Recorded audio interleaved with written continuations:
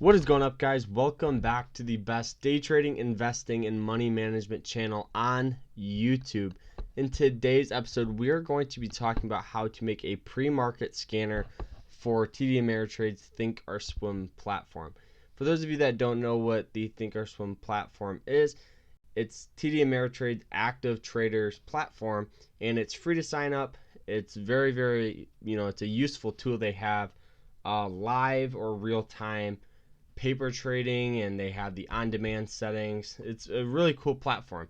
Now they do have a active trading account where you can really buy and sell stocks with your own money.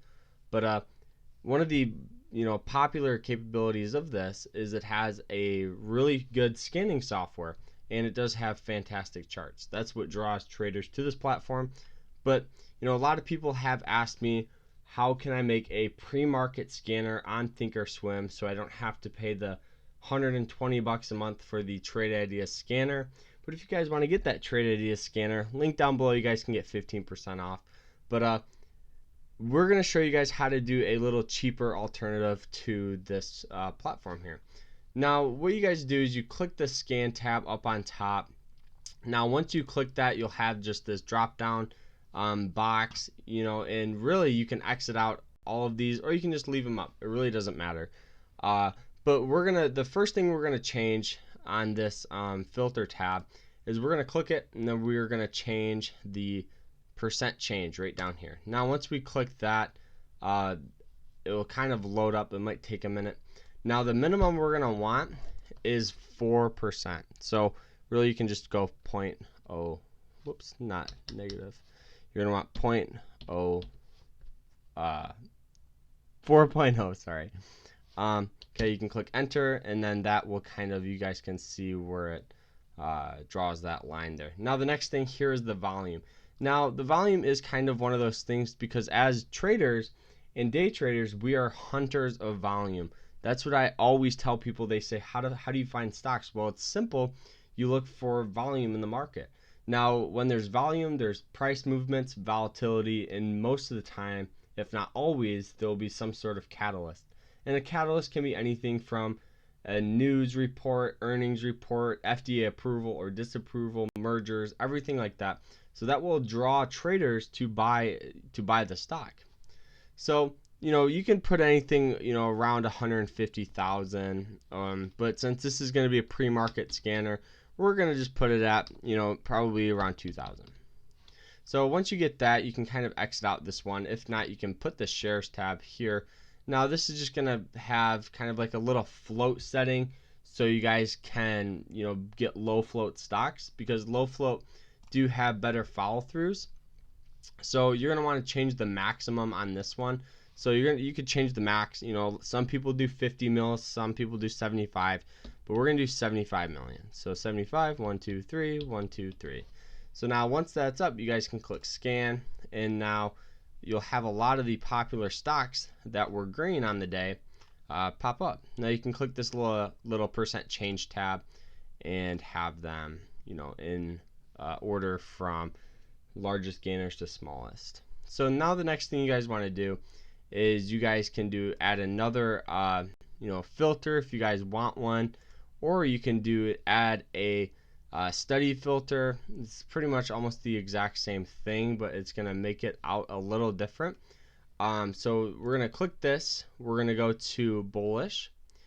Now these are just these are just patterns that the software picks up.